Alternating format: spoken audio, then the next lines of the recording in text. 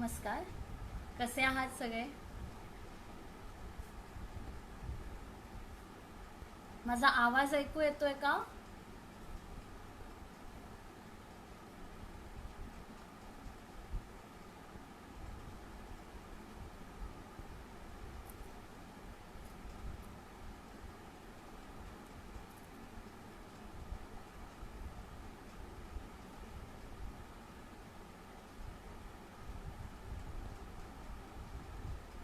माझा आवाज ऐकू येतोय? मला कमेंट करून सांगू शकाल की येतोय नाही येते, मी दिसतेय का व्यवस्थित?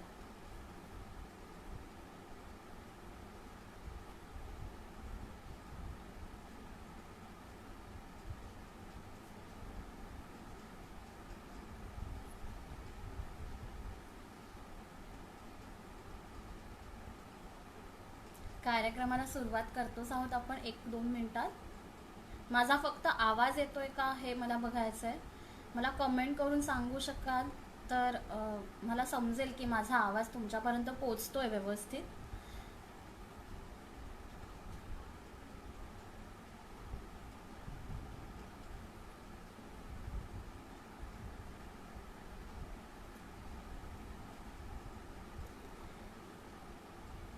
अगदी एकाच मिनिटात कार्यक्रमाला सुरुवात करतोय.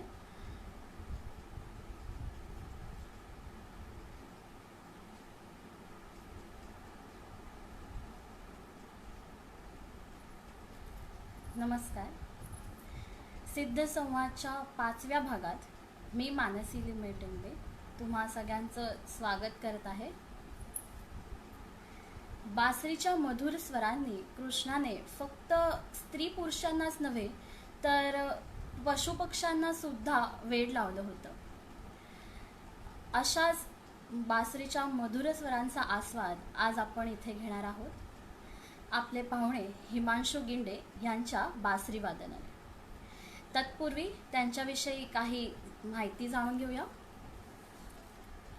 Doctor Himanshu Ginde, BDS, PGD HHM, PGD MLS, dental surgeon. सध्या ते ठाण्यात प्रॅक्टिस करत आहेत. संगीत शिक्षणाची सुरुवात वयाच्या 5व्या वर्षी कैलासवासी पंडित भोसेकर गुरुजी यांच्याकडे हार्मोनियम शिक्षणाने केली आणि त्यानंतर त्यांची पुत्री सौ नीला सोहनी यांच्याकडे केली. संगीताचे पुढील शिक्षण सुप्रसिद्ध गायिका आणि गुरु सौ अपूर्वा गोखले यांच्याकडे झाले. गेली 15 वर्ष पंडित हरिप्रसाद चौरासिया यांचे ज्येष्ठ शिष्य सूरमणी पंडित विवेक सोनार यांच्याकडे बासरी वादनाचे शिक्षण घेत आहेत. संस्कृती आर्ट्स फेस्टिवल म्हणजेच उपवन फेस्टिवल 2014 मध्ये झालेल्या ओपन टॅलेंट हंट स्पर्धेत शास्त्रीय वाद्य वादनात प्रथम पारितोषिक तसेच best all around performer of the year म्हणून गौरवण्यात आले. युनिव्हर्सल म्युझिक कंपनीच्या वंदे मातरम, पाऊस उन्हाचा वैरी, बलसागर भारत होवो अशा अनेक अल्बम्समध्ये त्याने बासरी वादन केले आहे. अनेक विख्यात गायकांना बासरी साथ केली आहे. उदाहरणार्थ साधना सरगम, जावेद अली, पंडित यशवंत देव, केतकी माटेगावकर, रवींद्र साठे, श्रीधर फडके इत्यादी. डॉक्टर सौ मंजिरी देव, पंडित राजेंद्र गंगाणी, विशाल कृष्ण, पंडिता मुक्ता जोशी अशा अनेक सुप्रसिद्ध कथ्थक नर्तक आणि नृत्यांगनांना बासरी संगत केली आहे. 100हून अधिक बासरी वादक एकत्र येऊन हिंदुस्थानी आणि वेस्टर्न म्युझिकचं फ्युजन सादर करतात. अशा बासरी उत्सवामध्ये नियमितपणे कला सादर करतात. चित्रपट, नाटक, रेकॉर्डिंग्स, कथ्थक, भरतनाट्यम, सुगम संगीत, उपशास्त्रीय संगीत, बासरी सोलो अशा सर्वच प्रकारात बासरी वादक म्हणून आपली छापही त्यांनी पाडली आहे. 21 ऑगस्ट 2019 ह्या दिवशी DD सह्याद्रीच्या नमस्कार मंडळी कार्यक्रमात पाहुणा म्हणून सहभागी झाले होते. नुकताच इन्स्ट्रुमेंटल मेलडीज नावाचा यूट्यूब चॅनल सुद्धा त्यांनी सुरू केला आहे. तर अशाच आपल्या कलाकाराशी आज आपण संवाद साधणार आहोत, त्यांच्याशी गप्पा मारणार आहोत. तर मी आपल्या पाहुण्यांना आमंत्रित करते आणि त्यांच्या वादनाने या कार्यक्रमाची सुरुवात करते.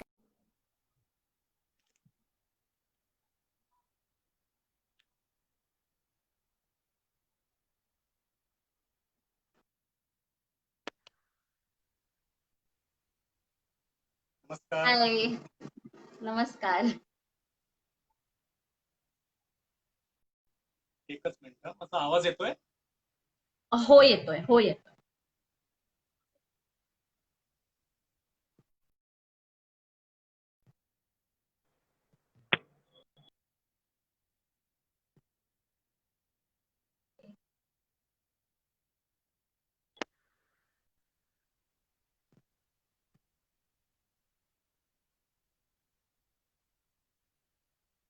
येतोय ना आवाज?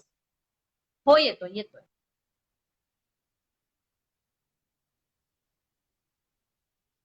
नमस्कार सगळ्यांना जे आता लाईव्ह आहेत, सगळे दर्शक. आणि मानसी, तुला सुद्धा खूप तुझे आभार मानतो. ऍक्च्युली या प्लॅटफॉर्म द्वारे बातचीत करण्याची संधी मला मिळाली. माझ्याकडे जे काही माझे अनुभव असतील ते शेअर करता येतील मला त्या निमित्ताने. आणि एक रिक्वेस्ट आहे फक्त की मला अहो जाहो नक्कीच करू नकोस, कारण आपली मैत्री फार जुनी आहे. त्याच्यामुळे आणि हा एक जस्ट इन्फॉर्मल मुलाखत मुलाखत पण नाही म्हणणार ना, ऍक्च्युली खरंच बातचीतच आपण करतोय. गप्पाच. त्याच्यामुळे मलाच ऑकवर्ड वाटेल असं बोलताना. नक्की नक्की. त्यामुळे आणि येस, नक्कीच परत एकदा तुझे धन्यवाद की एकतर खूप चांगला उपक्रम चालू केले. त्यानिमित्ताने खूप दिग्गज मंडळी वेगवेगळ्या क्षेत्रातली संगीताशी रिलेटेड त्यानिमित्ताने त्यांची ओळख होते. त्यांच्या ज्या काही थँक्यू, कला थँक्यू ते सो सादर मच. करतायत त्याबद्दल खरंच खूप लोकांना ऍक्च्युली खरंच गरज आहे. त्यांचं कार्य समजून घ्यायची फार गरज आहे. त्यामुळे हा एक खूप चांगला स्तुत्य उपक्रम नक्कीच आहे असं मी म्हणेन. हिमांशु, थोडासा तर आवाज मोठा म्हणजे मोठ्याने बोलता येईल का? किंवा कारण थोडा मध्ये मध्ये कट होतोय. ब्लूटूथ चालू आहे. हम्म,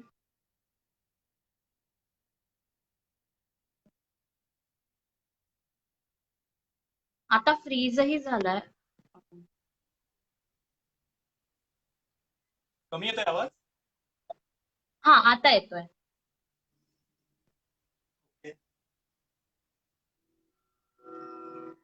थोडासा शुद्ध सारंग वाजवायचा नमस्कार प्रयत्न सर. करतो. आपल्याला पंडित सुरेश बापट सुद्धा जॉईन झालेत. तर नमस्कार. वा, आणि इथे नमस्कार आल्याबद्दल गुरुजी. खरंच खूप आशीर्वाद मनापासून असू द्या. धन्यवाद. एक शुद्ध सारंग वाजवायचा प्रयत्न करतो.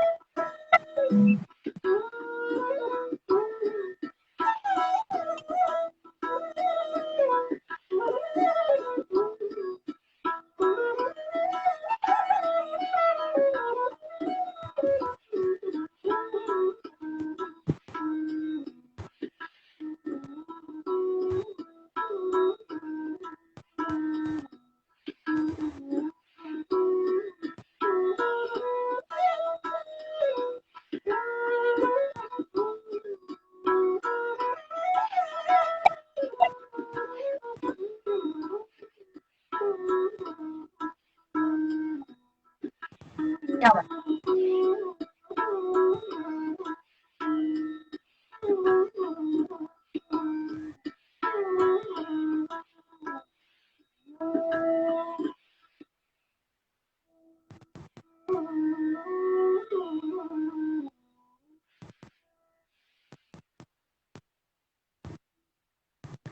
क्या बात है. खूप सुंदर, खूप सुंदर.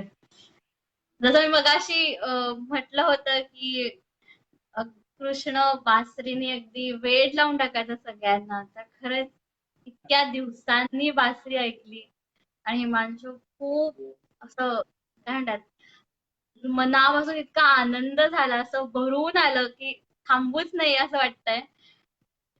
तर आणि हा रागही असा खूप इतका सुंदर राग आहे की आणि मुळात मला पर्सनली अशी मध्यलय खूप आवडते. त्याच्यात असं वाहवत जावं असं वाटतं की संपूच नाही असं वाटतं. खरंय त्यामुळे खरंय. एक आनंद घेत जाता येतं. मलाही खूप आनंद झाला. खूपच सुंदर. तर आता बासरी, आता तुझी एवढी मधुर बासरी ऐकल्यानंतर माझा तुला एक प्रश्न आहे की तू बासरी ही तुझ्या आयुष्यात कधी आली, किंवा तू कधीपासून बासरीचं म्हणजे बासरीचे धडे घेतलेस, याविषयी आम्हाला सांग जरा.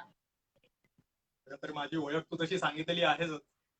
त्याच्यामुळे संगीताची सुरुवात माझ्या आयुष्यामध्ये तसं म्हटलं तर हार्मोनियमच्या अंगाने सगळ्यात आधी आहे. त्यामुळे थोडंसं स्वरज्ञानाचे धडे होते. आणि बासरी माझ्या आयुष्यात तसं म्हटलं तर 12वी नंतर 1 वर्ष मी थोडा मेडिकल सिटीसाठी गॅप घेतला होता. त्या गॅपमध्ये ती बासरी अनपेक्षितपणे ऍक्च्युली आयुष्यात आली. त्याच्या आधीपर्यंत मला स्वप्नातही कधी वाटत नव्हतं की मी बासरी वादक कधी होईल. म्हणजे हे अजिबात हे विजनच नव्हतं माझ्यासमोर. म्हटलं हार्मोनियम आहे, आपलं एक वाद्य आहे आणि उगाचच 10 वाद्यांवर कशाला उड्या मारायच्या.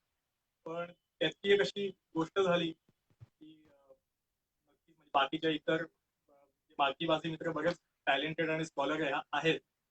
पण मी काय तसा नाहीये. त्यामुळे मी एक ऍव्हरेज स्टुडंट. आपली मजा मस्ती आणि याच्यातच जास्त म्हणजे टवाळक्या करणं, टाइमपास करणं याच्यामध्ये खूप रस जास्त, मनापासून जास्त रस असल्यामुळे त्या 12वीच्या मधल्या ज्या 12वी नंतरच्या गॅपमध्ये अभ्यास सोडून बाकी सगळं काही केलं. त्याच्यामुळे मी आणि माझा मित्र असे टाइमपास करायचो, राममोरी रोडला वगैरे फिरायचो स्कूटी वगैरे घेऊन.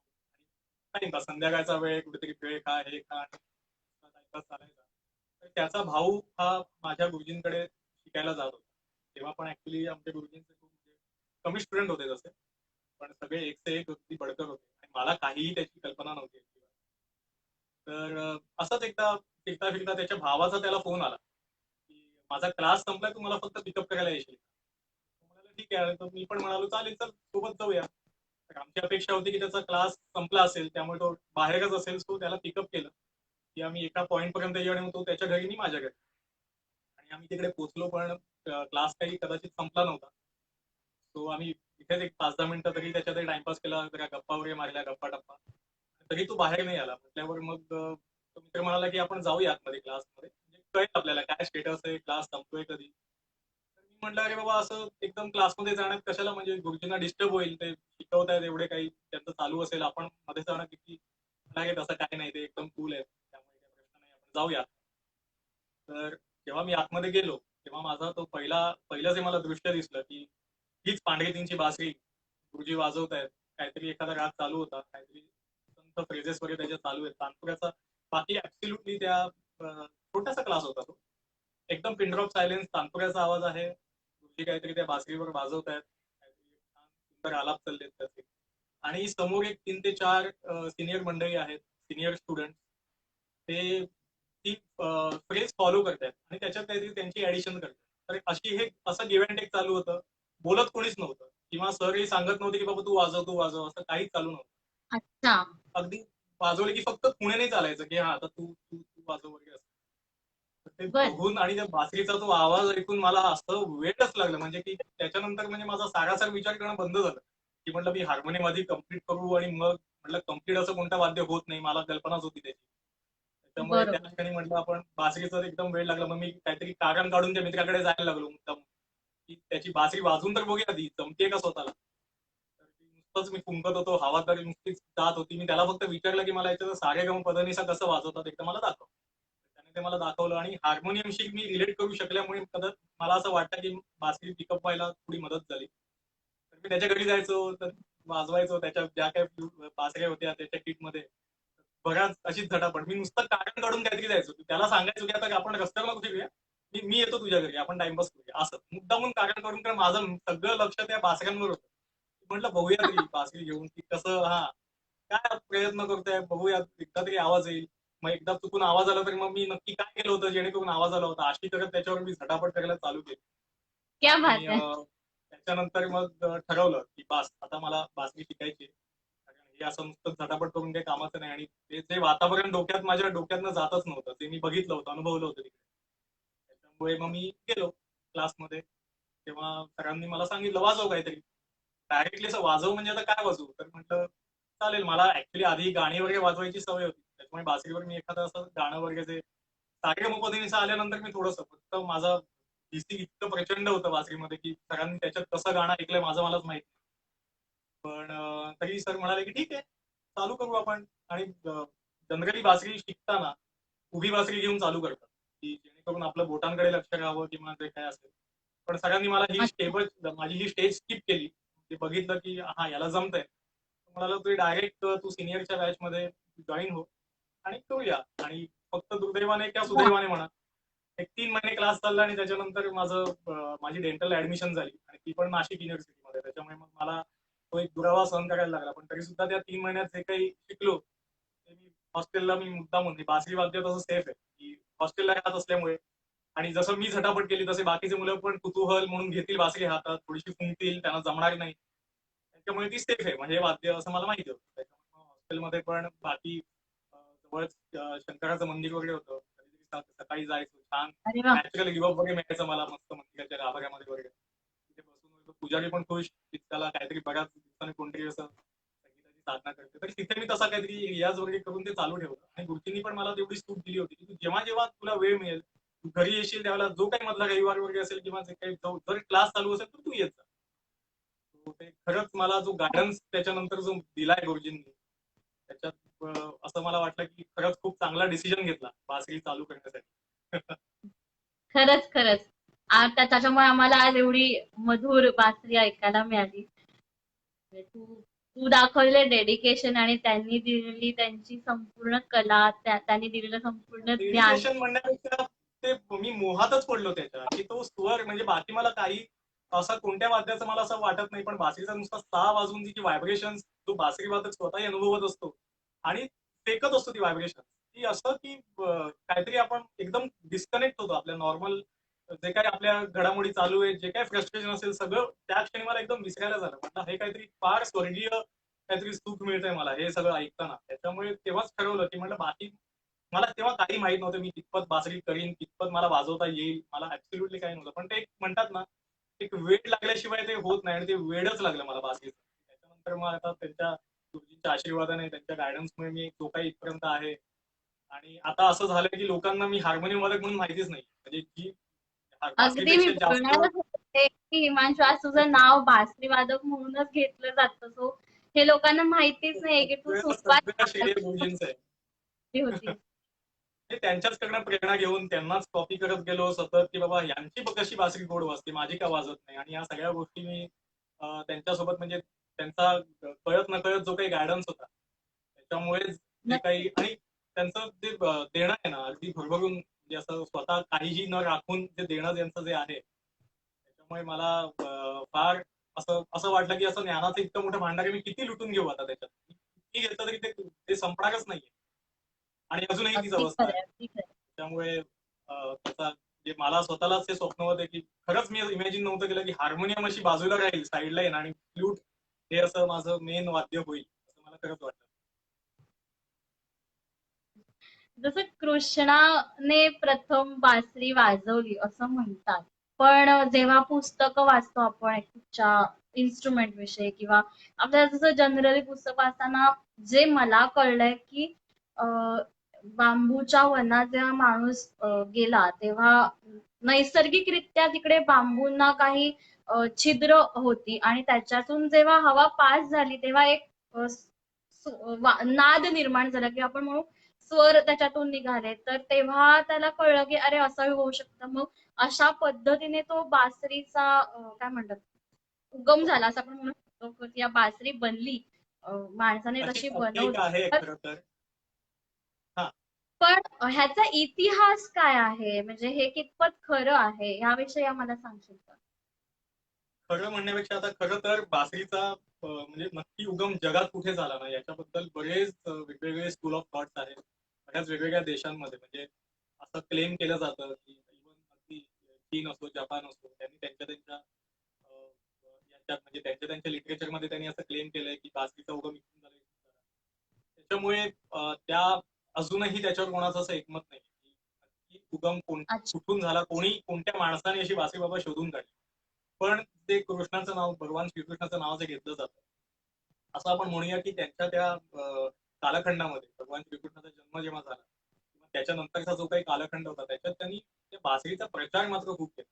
इतका की आपण त्या बरं. कृष्णाच्या मूर्तीमध्ये ती मुरली बघतो किंवा त्या मुरलीच्या भरपूर काही गोष्टी त्या म्हणजे त्या बासरी निगडीत बऱ्याच गोष्टी आहेत की जसं गाई गुरं कुठे गेली चरायला वगैरे की त्या बासरीच्या त्यांच्या त्या ती काय मधुर धून वाजायची त्याच्यामुळे ते एकत्र यायचे किंवा असे बरेच काही इफेक्टिव्हली भगवान श्रीकृष्णांनी त्याचं खूप छान त्याचा तो प्रचार केला आणि त्याच्या बासरीतनं खूप म्हणजे असे खूप चांगले वेगवेगळे भाव त्यांनी दाखवले.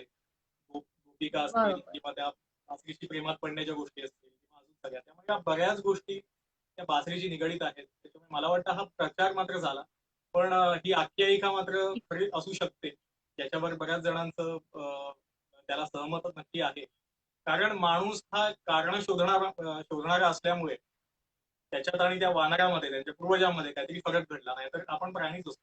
एखादी गोष्ट घडते ती का घडते का का का असं का हे जे सगळं जी जी सगळी वृत्ती आहे त्याच्यामुळे म्हणजे बाकीचे प्राणी मे बी ह्या बांबूच्या वनातनं निघणाऱ्या आवाजामुळे घाबरले असते. पण माणसाने आधी तो घाबरला त्याच्यानंतर त्याने विचार केला की हा काय येतं आणि त्याच्या मागचं मग हे त्याला जेव्हा कारण कळलं जे तू सांगितलं तर ती आख्यायिका नक्कीच पटण्यासारखी आहे की त्या वनामध्ये खूप सोसाट्याचा वारा येत असतो त्याच्यामुळे एकदा विशिष्ट अँगल तो पकडला की नक्कीच तो नाद निर्माण होऊ शकतो आणि कदाचित त्याच्यामुळेच ती बासरी वगैरे निर्माण झाली असेल असं मलाही वाटतं. पण बासरीचा इतिहास म्हटलं तर खरंच मी स्वतःही मला त्याची खात्री नक्की नाहीये. त्याच्याविषयी वाचलं सुद्धा पण शेवटी अगदी हा जोपर्यंत मला आपण खात्री नाही तोपर्यंत सांगू मी असं शकत नाही. ठामपणे नाही सांगू शकत की ती कोणी नक्की शोधून बरोबर. काढली किंवा कसं. बरोबर.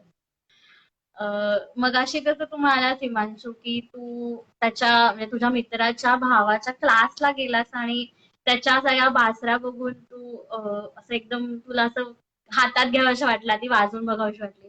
तर माझी म्हणजे अशीच साधारण एक अवस्था होती जेव्हा आपण सुरुवातीला नवीन आपली ओळख होती एक मित्र मैत्री म्हणून.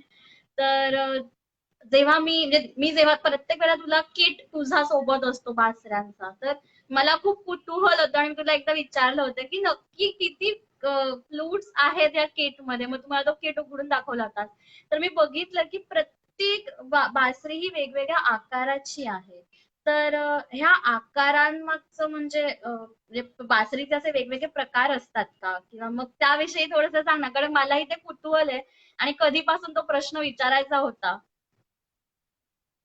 नक्कीच बासऱ्यांमध्ये कसं आहे की सुरुवातीला म्हणजे आपण म्हणूया आता इतिहासाबद्दलच आपण बोलत होतो त्याच्यामुळे आधी बासरीचा उपयोग काय होता म्हणजे जसं मी सांगितलं की भगवान श्रीकृष्ण बासरी वाजवायचे आणि गाई गुरं वगैरे एकत्र यायचे त्यामुळे हाच त्याचा मेन उपयोग होता. त्याच्यामुळे नेपाळी लोक किंवा पहाडातली लोक जेव्हा बासरी वाजवायची तेव्हा त्यांचं मेन उद्दिष्ट हे होतं की एकतर ठीक आहे त्यांची करमणूक व्हायची स्वतःची, आणि मुळात त्यांचा बासरीचा आवाज हा कर्कश असणं गरजेचं होतं, कारण तो लांबपर्यंत पोहोचावा, जेणेकरून जी काही त्यांची गाई वासरं जी काही असतील, जी लांब जरी गेली तरी त्यांना तो ध्वनी एकत्र आणावा, की त्यांना कळावं की आपण या एखाद्या बिंदूपासून लांब गेलोय.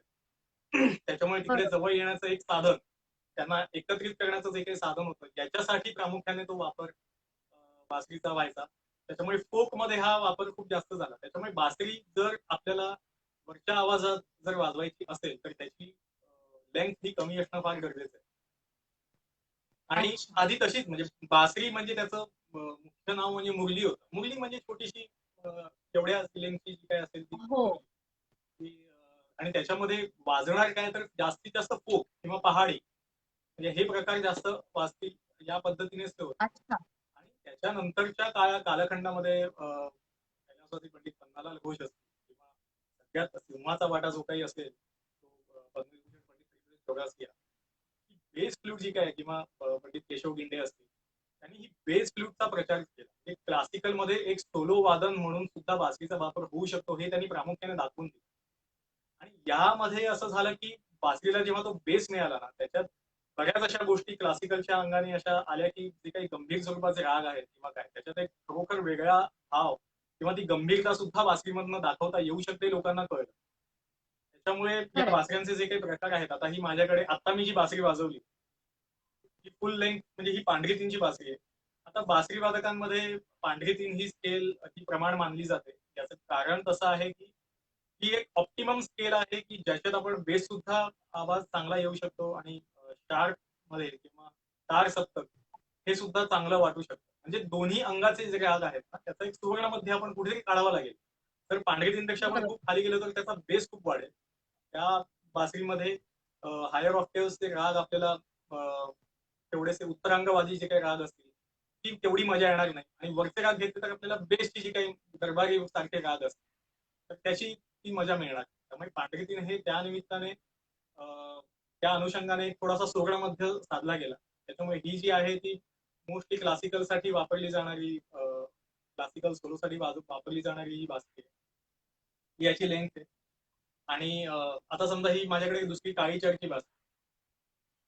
काळी अच्छा. चरच्या बासरीच्या ह्याच्यामध्ये बघा लेंथ मध्ये फरक आहे, हो. तेवढा फरक आहे. हा. तर जसे बासरीची लेंथ कमी कमी होत जाते तशी त्याची तसा त्याचा आवाजाची तीव्रता वाढत जाते आणि तशी त्याची पट्टी बदलत जाते. स्केल आपण म्हणूया की त्याचा एक रेफरन्स स्केल आपण समजा हार्मोनियम मध्ये काळी एक काळी दोन असं सगळं म्हणतो आपण. तर हा जो रेफरन्स स्केल आहे, पांढरी तीनची एखादी बासरी असेल तर ही काळी चार म्हणजे साधारण त्या स्थानापासून किती दूर आहे, तर पांढरी चार, काळी तीन, पांढरी चार आणि काळी चार म्हणजे जवळपास एक दीड दीड स्वर वरती आहे. तर तो दीड स्वर वरती आपल्याला काळी चार वाजवायची असेल तर त्याच्यासाठी जी काही बासरी बनलेली असेल पांढरी तीनच्याच आकाराची निघणं शक्य नाही. तर त्यामुळे त्याला ते त्याची लेंथ कमी कमी होत जाते. बरोबर. आणि जसं लाईट म्युझिक वाजवताना आता तू जसं म्हणालीस की एवढा सगळ्या बासऱ्यांचा सेट आहे, तर नक्की कशासाठी आहे, तर प्रत्येक म्हणजे आता ही या बासरीचा फॉर एक्झाम्पल या बासरीचाच ही पांढरी तीनची बासरी आणि ही सुद्धा पांढरी तीनची बासरी. तर यांचं काम असं आहे की आता ह्याच्यामधून ही या बासरीमध्ये जे सप्तक आपल्याला वाजवता येतं, जसं हा तसा आहे, त्याचा वरचा आणि याचा जो वरचा आहे तो याचा मधलासा आहे आणि याचा अजून वरचा, अच्छा. म्हणजे ही सप्तक आपल्याला वाढवता येतं. म्हणजे जे मिडल ऑक्टेव्हचा जो पांढरी तीन आहे त्याच्याऐवजी आपण हायर ऑक्टेव्हचा पांढरी तीन जर पकडला तर त्याच्यासाठी मला ही छोटी फ्लूट वाजवता येते. त्याच्यामुळे बासरीची लेंथ जर कमी कमी होत गेली तर त्याचा आवाज तेवढा तीव्र होत जातो किंवा तेवढा त्याची इंटेन्सिटी आवाजाची ही वाढत जाते. बरोबर. म्हणून एवढ्या सगळ्या बासऱ्या असतात. अगदीच. पण म्हणजे मी बघितलंय असं की म्हणजे एकदम पारंपरिक जी बांबू पासून बनलेली बासरी आणि आता स्टील किंवा मेटल ज्या पण बासऱ्या आल्यात, मग त्याच्यात काय फरक आहे किंवा मग त्याच्या वाजवण्याच्या पद्धती वेगळ्या आहेत का? नाही, कसं आहे ना, शेवटी बासरी बनवण्याचं जे टेक्निक आहे ते आपण बनवण्याच्या फार डिटेलमध्ये नको जाऊया. पण साधारण एक बासरी म्हणजे शेवटी काय, एक सिलेंडर आहे, पोकळ बांबू आहे ज्याच्यामध्ये आता एक ग्लोईंग होल असतं. इथून जर मी हवा जर फुंकली तर ही दोन्ही साईडने बाहेर पडते. इथूनही बाहेर पडेल, इथूनही बाहेर पडेल. जर तशी बाहेर पडली तर बासरी वाजणारच आहे. इट्स लाईक आपण नुसतं म्हणजे मी हवा फुंकते आणि दोन्ही साईडने बाहेर पडते, म्हणून ती कुठेतरी एका बाजूने ब्लॉक करायला लागते. ब्लॉक करताना एक कॉर्क नावाची गोष्ट असते जी त्याच्यामध्ये वितळलेलं मेण टाकून त्याच्यामध्ये तो एअर सुद्धा ती जाऊ नाहीये तिकडून, त्याची तेवढी काळजी घेतली जाते. म्हणजे केलं काय याच्यात, आता मी जे फुंकतोय ते एकाच बाजूने फक्त हवा बाहेर पडते. त्याच्यामुळे तो बासरीचा एक नाद तयार होतो. जसं आता मी इथे काहीच वाजवत जरी नसलो तरी सुद्धा आपण थोडी छोटी बासरी घेऊया. आता ही काळीचरची बासरी मी इथून जसं ब्लो करतोय, काय होतंय की इथे पूर्णपणे तो कॉर्क असल्यामुळे इथून अजिबात हवा पास होत नाही. जी काही हवा आहे ती इथून पास होते. त्याच्यामुळे आपण कधी लहानपणी आपलं एवढं कुतूहल असतं, आपण जत्रेत जातो, एकदा तरी कोणीतरी बासरी घेतलेली असते. ती का घेतो आपण, कारण जत्रेतला तो बासरी वादक छान काहीतरी असं वाजवत असतो गाणी बिणी, आपल्याला वाटतं की आपण घेतली, आपण पण गाणी वाजवतो. मग आपण ती अशी अशी काहीतरी वाजवतो आणि वाजत काहीच नाही. याचा याचं कारण असं आहे की जेव्हा मी इथून बासरी म्हणजे ब्लो करतो, सगळी हवा इथून बाहेर पडते. त्यावेळेला जरी मी इथे काही वाजवलं तर त्याच्यात फरक नाही पडणार काही. काहीच फरक नाही पडणार. फरक कधी पडेल, जेव्हा या ग्लोईंग होलच्या सगळ्यात जवळचं जे होल आहे तेव्हा ते मी वाजवीन, तेव्हा तो फरक पडेल. आता मला पुढचा स्वर वाजवायचा असेल तर मला हे होल बंदच ठेवलं पाहिजे, म्हणजे इथून मला हवा इथे थोडी लीक नाही होता का. त्याच्यानंतर जर मी पुढचा स्वर वाजवला तर तो फरक पडेल. थोडंसं सायंटिफिक याच्यामध्ये होतं काय ना, की ही एक रेझोनंट लेंथ असते. आपल्या फिजिक्स मध्ये आपल्याला शिकवलेलं होतं शाळेमध्ये असताना, एखादं पूल असेल नदीवर हे केलेला की त्याच्यावर मार्किंग करत नाहीत सैन्य. जर सैन्याला पास व्हायचं असेल तर ते मार्किंग करत जात नाही. याचं कारण ते आहे, जर त्याची मार्किंगची फ्रिक्वेन्सी त्या पुलाच्या रेझोनंट फ्रिक्वेन्सीची मॅच झाली तर तो पूल सगळ्यात जास्त व्हायब्रेट होतो आणि व्हायब्रेट होऊन तो कोसळण्याची शक्यता असते. त्याच्यामुळे ब्रेक करायचं, मार्किंग चालू असेल पुलाच्या अलीकडपर्यंत, त्याच्यानंतर ते मुद्दामून ब्रेक करायला लावतो. मग तुम्ही कितीही आधारपट करून चाललात तरी त्याचा काही त्या पुलावर त्याचा काही फरक पडणार नाही, कारण ती फ्रिक्वेन्सी मॅच होणार नाही. इथे सेम प्रिन्सिपल लागू होतं की मी बासरीला किती जोरात बर. नंतर घालतोय किंवा कमी घालतोय त्याच्याशी काही देण्याकडे नाहीये. जर बासरीच्या रेझोनंट फ्रिक्वेन्सीची जर मी मॅच केलं तर ऍक्च्युली जर मी बासरी वाजवत असताना जर तू जर हात लावून बघितलास इकडे तर ती बांबू हा व्हायब्रेट होतो हे कळतं. त्याच्यामुळे म्हणजे खूप जास्त ताकद लागत नाही. जसं मी बेस फ्लूट वाजवतो ही फक्त टेक्निकची गोष्ट आहे.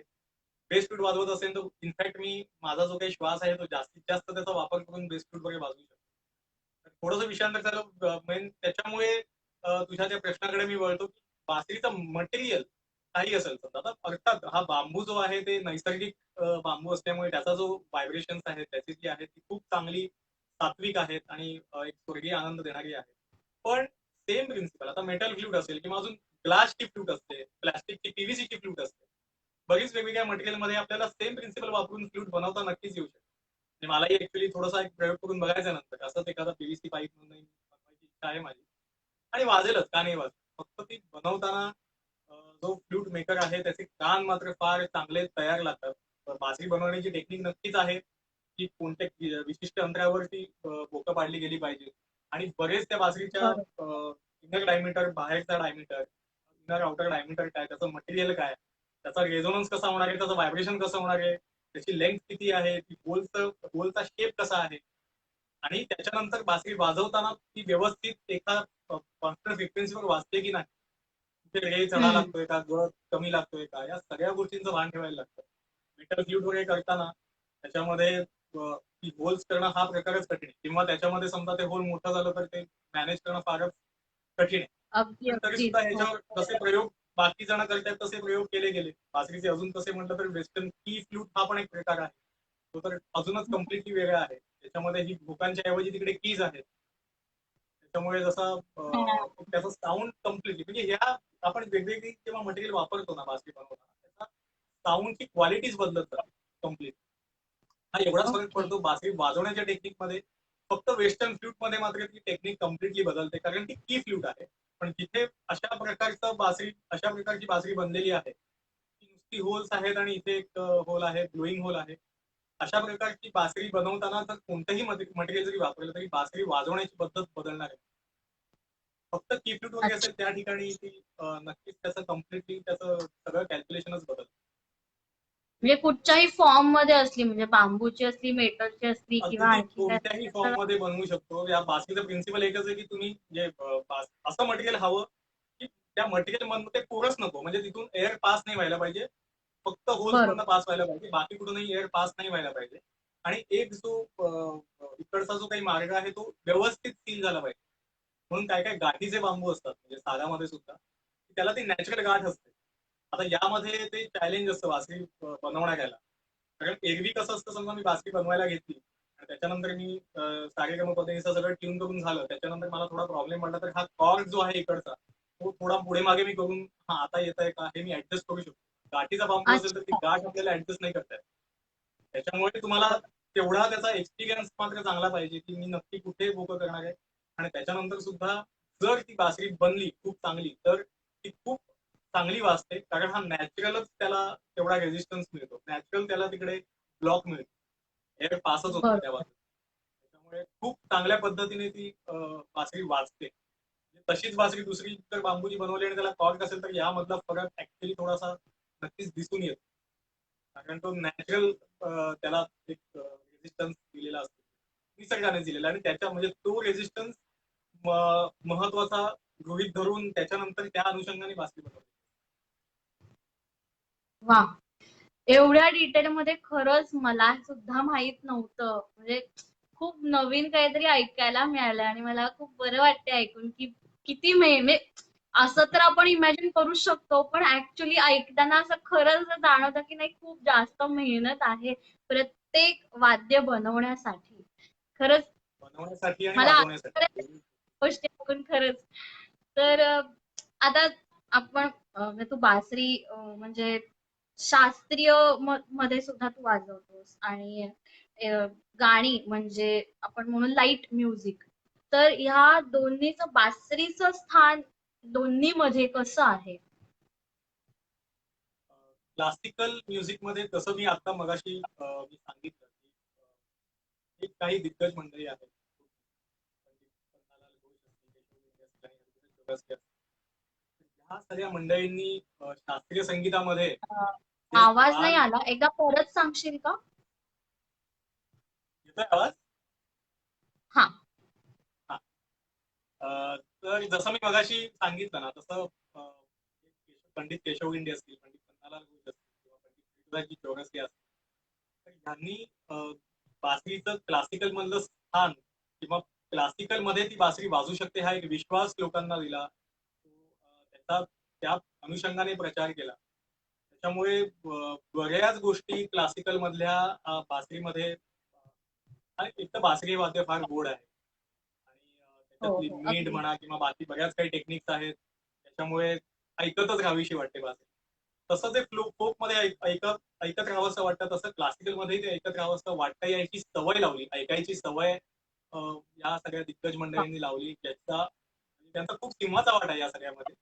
जेणेकरून आता आपण क्लासिकल फॉर्म मध्ये ही बासरी ऐकतो आणि आपल्याला तेवढाच जास्त चांगला आनंद देतो.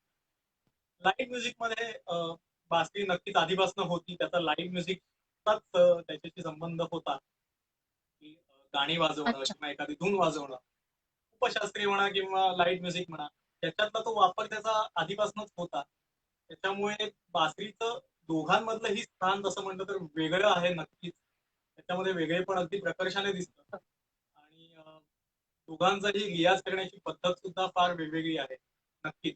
पण अच्छा. तसं म्हटलं तर हे माझं वैयक्तिक मत आहे की एखादा लाईट म्युझिक जर वाजवत असेल तर त्याला जर क्लासिकल म्युझिक वाजवायचं असेल तर ते त्याला निभावून देणं त्यातल्या त्यात सोपं आहे. पण क्लासिकल वाल्याला लाईट म्युझिक वाजवण्याची, कारण लाईट म्युझिक मध्ये सगळे नियमच बदलतात. क्लासिकल मध्ये एक आपल्याला एक ठेराव आहे, आपल्याला एक वेळ आहे, जे काही असेल एक 10 मिनिटं वाजवायचे, 15 मिनिटं वाजवायचे. पण 15 मिनिटं वाजवताना जो बासरी वादक आहे हा लीड आर्टिस्ट आहे, हा मेन आर्टिस्ट. आणि जे काही वाजवणार आहे ते सगळं फ्रीलान्स वाजवणार आहे. त्याच्यामुळे तो जे काही त्याचे विचार त्याच्यातनं मांडेल किंवा त्याला, जसं आपण म्हणतो गायकांना जसं आपण म्हणतो की आवाज तापायला लागतो, तसं बासरीमध्ये सुद्धा तो तेवढा वेळ घेऊ शकतो. एक छानपैकी एक सा लावला किंवा बाकीचे काही स्वरांचे न्यास केले, एक बासरी छान एक ऊर्जा तयार होते आणि त्या ऊर्जेचा वापर तो करू शकतो. क्लासिकल जे काही त्याचं इतक्या मिनिटाचं ठरलं असेल तेवढं वाजवायला आणि तेवढा तो आनंद घेऊ शकतो. लाईट म्युझिकला मात्र ही मुभा अजिबात नसते. लाईट म्युझिकला एखादा कुठेतरी फिलर असतोय, काही 5 सेकंदाचा फिलर आहे, आणि तो फिलर येईपर्यंत गाणं चालू असताना मी प्रॅक्टिस नाही करू शकत, तो पटकन फिलर वाजवायचा. तो तेवढाच 5 सेकंदाचा फिलर तितक्याच पॉवरफुली वाजवायचा आहे आणि तितक्याच फीलने वाजवायचा आहे, हे फार महत्वाचं आहे. आणि तो वाजवून परत थांबायचा आहे. त्यामुळे या दोन्ही गोष्टींचा अभ्यास करताना किंवा रियाज करताना कम्प्लिटली तो फरक पडतो. जसं शास्त्रीय संगीतामध्ये बरोबर. वाजवताना तुम्हाला फारशा एक 2-4 फ्लूटचाच खूप रियाज करून करून तुम्ही ते वाजवू शकता. लाईट म्युझिक वाजवताना तुम्हाला ऑलमोस्ट सगळ्या फ्लूट्स मध्ये तुम्हाला ते वाजवावं लागतं, कारण गाणी कोणत्याही स्टेजची असू शकतात. त्या गाण्यामध्ये वापरलेली फ्लूट ही परत कोणती, कुठे बेस फ्लूट वापरली आहे, कुठे मिडल फ्लूट वापरली आहे, कुठे शार्प फ्लूट, त्याच्यामुळे ऑलमोस्ट सगळ्या फ्लूटचा तुमचा रियाज तो करावा लागतो. मी असं म्हणत नाही की लाईट म्युझिकच कठीण आहे आणि क्लासिकल. शेवटी कसं आहे, हे म्युझिक संगीताचे फॉर्म आहेत. त्याला एक फॉर्म अगदीच. क्लासिकल हो, झाला, हो. एक लाईट खरंय. झाला.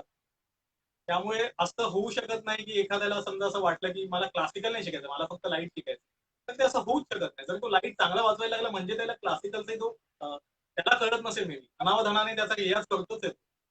कारण या काही काही टेक्निक्स आहेत, त्या वाजवल्याशिवाय ती बासरी बोर्ड वाजणारच नाही. नुसती वृक्ष वाटेल बरोबर. किंवा काहीतरी एक आपलं वाजलंय काहीतरी असं यासारखं वाटेल. किंवा क्लासिकलही वाजवताना, क्लासिकलचाही रियाज करताना फक्त होतं असं की आजकाल लोकांचा पेशन्स फार कमी होत चाललाय, की क्लासिकल एवढं आधी मी एवढं क्लासिकल अगदीच मला फक्त त्यासाठी गाणं वाजलं की करणार होते, की हा. म्हणजे हल्ली असं बरचसं ऐकायला येतं आपल्या कानावर, की शास्त्रीय न शिकता फक्त लाईट शिकता येतं का? तर ह्याविषयी तुझं काय मत आहे? नक्कीच लाईट शिकायला काही प्रॉब्लेम नाही. म्हणजे कसं आहे ना, शेवटी जसं जेवणाचं ताट आहे, त्याच्यामध्ये समजा एखादी भाजी समजा मला आवडत नाही, की नाहीच मला ती भाजी बघूनच मला असं जेवावंसंच वाटत नाही, असं काहीतरी असेल. समजा त्या भाजीचा फॉर्म बदलला, काहीतरी फ्रँकीमध्ये केलं किंवा अजून काहीतरी केलं, आणि मला सांगितलंच नाही की ती भाजी आहे त्याच्यामध्ये, जी माझी नावडती भाजी आहे. मे बी त्याच्यात अजून मी काहीतरी छान डेकोरेटिव्ह काही त्याच्यात अजून मला चवीमध्ये वाढ करणारे समजा चीज घातलं, अजून काय काय त्याच्यात गोष्टी घातल्या, मेयोनीज घातलं, अजून काही, आणि त्याला काहीतरी असा वेगळाच फॉर्म दिला त्या समजा पदार्थाला, तर मला तो खावासा वाटेल. त्याच्यात मला कळणार पण नाही, त्याचं अस्तित्व जाणवणार नाही. पण अल्टिमेटली काय हेतू काय साध्य झाला, ती भाजी मी खाल्ली, ती मला नावडती होती. त्याच्यामुळे जर असं कोणाला वाटत असेल की फक्त मला लाईट म्युझिक शिकायचं, मला क्लासिकल अजिबात शिकायचं नाही, तर मॉरल ऑफ द स्टोरी, त्याचं तात्पर्य की ते होऊच शकत नाही. की क्लासिकल अजिबात न शिकता मी लाईट म्युझिकच शिकतोय असं होऊच शकत नाही. पण हे सांगायची काही आवश्यकता नाही. त्याच्यामुळे मी ऍक्च्युली काही आता माझे विद्यार्थी आहेत त्यांना मी या प्रकारे शिकवतो की ठीक आहे, बासरी तरी वाजवताय तुम्ही ऍटलिस्ट. त्यामुळे बासरी वाजवताना जे काही बासरीमध्ये एखादं गाणं वाजवत आहे, त्या गाण्याच्या अंगाने समजा एखादं, कारण प्रत्येक गाण्यामध्ये पण काही ना काहीतरी बारीक बारीक जागा असतात. तुम्ही नुसतंच प्लेन गाणं नोटेशननी वाजवलं तर त्याला ती मजा येते. मग तो फील जर यायचा असेल, तर याच्यामध्ये अनुषंगाने या सगळ्या गोष्टी आल्यात. तुम्हाला जर तुमचा मेणचा अभ्यास पाहिजे, मग ठीक आहे, तुम्ही गाण्यात जर आली आहे मेण, तर फक्त गाण्यातल्या मेणचा तुम्ही रियाज करा, किंवा त्या पद्धतीने मग बरोबर. एखादा अलंकार तयार करा. आणि मग त्याच्यात होतं असं की तो रियाज करताना त्या विद्यार्थ्याला असं वाटत असतं की मी या गाण्यासाठी रियाज करतो. आपल्याला काय जातं, तो गाण्यासाठी रियाज करतो कशासाठी, त्याची ती जी गोष्ट होते ह्या ऍक्च्युली त्याचा शास्त्रीय संगीताचा रियाज होतो. शास्त्रीय संगीत म्हणजे बरोबर. शेवटी आपण काही असलं तरी आपली जशी कोणत्याही भाषेमध्ये जशी मुळाक्षरं आहेत, जसं इंग्रजीमध्ये एबीसीडी एफ जी एच आहे, मराठीमध्ये अ आ इ क ख ग घ हे सगळी व्यंजन आहेत, तसं संगीतामध्ये आहे काय, तर 12 स्वर आहेत फक्त. सारे गम पधनी बरोबर. 7 शुद्ध स्वर, वेगधनी कोमल हे 4, आणि तीव्र मध्यम. शेवटी 12 स्वरांची भाषा आहे. त्याच्यानंतरच त्याच्यातनं त्याचे वेगवेगळे कॉम्बिनेशन करून राग तयार झाले, ते झाले. तसंच याचं कॉम्बिनेशन करून गाणी तयार झाली. त्याच्यामुळे त्यांची बरोबर. दोघांची भाषा ही एकच आहे. तुम्हाला एकदा भाषेचं ज्ञान असेल किंवा ती भाषा जर तुम्हाला व्यवस्थित येत असेल, तर दोन्ही गोष्टी करायला काहीच प्रॉब्लेम नाहीये. आणि याच्यामध्ये नक्कीच. आवर्जून सांगावं वाटतं की हरिप्रसाद चौरासी जे आहेत, त्यांनी या दोन्ही गोष्टींमध्ये एक्सलन्स म्हणजे त्याची पातळी पार केलेली आहे. म्हणजे दिवसहून आपल्याला जी खरंय. एकदम ऐकावीशी वाटते. आणि माझे गुरुजी आता सांगतात, त्यांनी फर्स्ट हँड त्यांचे अनुभव ऐकलेले आहेतच. जे दादा गुरुजींचे म्हणजे हरिप्रसाद चौरासी यांचे अनुभव त्यांनी ऐकलेले आहेत.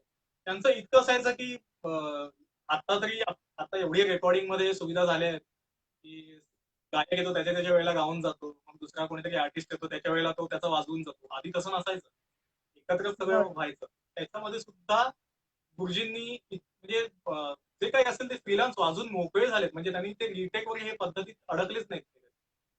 कारण क्या बात. ज्या म्युझिक कंपोजरला बासरीचा एखादा पीस हवा आहे, त्याची जी काही त्याची अपेक्षा असेल त्याच्या फार वरच्या पिढीचं वाजून मोकळे व्हायचंय, त्याला बोलायलाच जागा मिळायची नाही. त्याच्यामुळे लाईट म्युझिक मध्ये सुद्धा त्यांचं काम म्हणजे त्यांचा जो सेन्स आहे, म्हणजे खरंच मला एक दैवी हा अवतारच आहे गुरुजी. म्हणजे बासरीसाठी खरंच त्यांनी खरंच. घेतलेला तो म्हणजे ते माणूस नाहीच आहे, ते ऍक्च्युली देवच आहे. की त्यांचा तो हा अवतारच आहे आणि त्याच्यामध्ये कारण इतकं शक्य नाहीये. म्हणजे आताही आपण जेव्हा या फील्डमध्ये जेव्हा जसा जसा मी अनुभव घेतोय, फार कठीण गोष्टी आहेत. लाईट म्युझिक मधल्या पण जर आपण खूप त्याच्यात डिटेलिंग मध्ये गेलो तर ती पण फार कठीण गोष्ट आहे. क्लासिकल मधली फार कठीण गोष्ट आहे. त्याच्यातही एक्सलन्स करायचा असतो.